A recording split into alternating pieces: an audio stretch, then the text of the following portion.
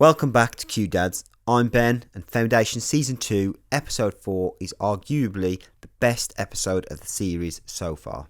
Titled Where the Stars Are Scattered Thinly, it gives us less action but a lot more story and questions for how the series may span out, including who is the passing ghost. The show starts off with Brother Constant and Polly jumping to Terminus to deliver Hober Mallow to the vault.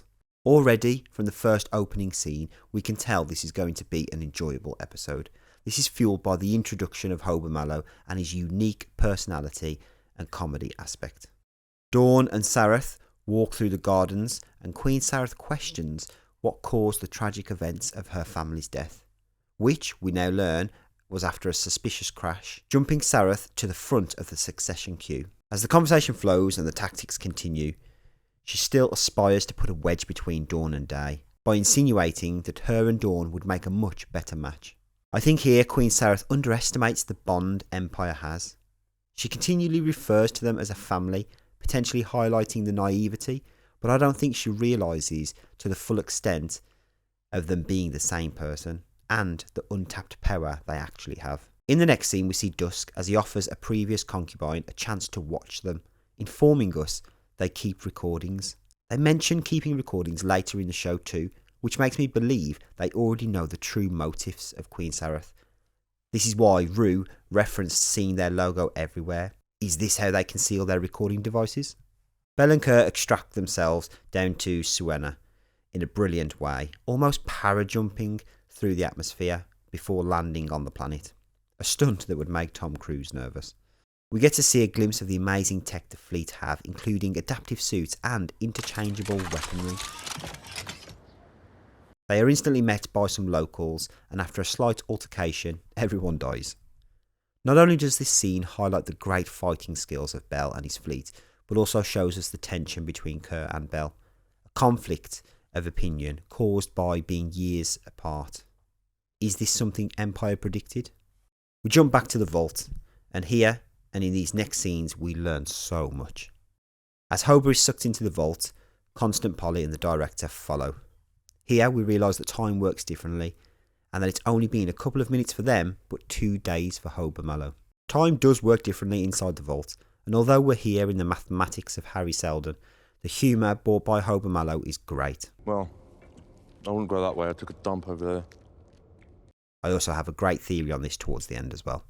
In the vault, Harry mentions that the Foundation is in the religious phase, and this will soon pass for something else, which does intrigue me. What is he referring to?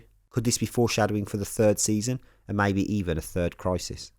The fact that we are purely in a 4th dimensional shape in a 3-dimensional space blows my mind, and reminds me how intellectual this series is, and how much effort goes into the dialogue to make us fully submerge into the concept of this show. Before the final scene, we cut back to Belle and Kerr as they meet with Dewsum, who still works and believes in Empire. This is a great scene and includes us learning about the past slowly becoming a myth. As Dewsum ends his life after being happy for many years, we get to see more of the great tech as Belle and Kerr shoot up to the main ship in incredible speeds within a great extraction.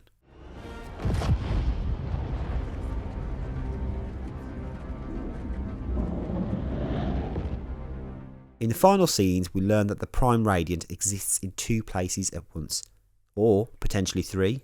If you stick with me and Steve and our theory that everything comes in 3s, I'm pretty confident that a 3rd Prime Radiant may appear. Harry mentions that he is trying to prevent a 2nd war, and that a passing ghost mentioned Hober Mallow's name, not Harry. Was this passing ghost the mule? Or was it another Harry? Or was it even something else that we've not yet been introduced to? Hober then exits the vault and takes the spirit along with Becky, who I still think plays a crucial role to this series rather than just being a pet. Another cracking episode in the series, and this is getting me more excited for the finale as we dive deeper towards the end of the show.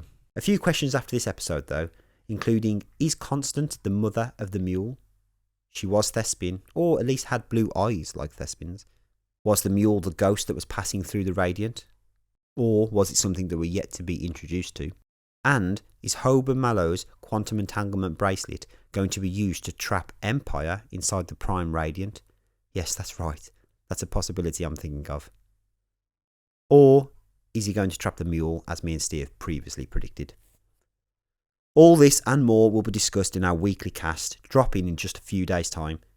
Join me then as I dive deeper into some of these theories and try to predict the cause of the second crisis. Don't forget to like and subscribe and leave us your comments on what you thought about the episode. Who do you think is the passing ghost? Let me know below, and as always, thanks for watching.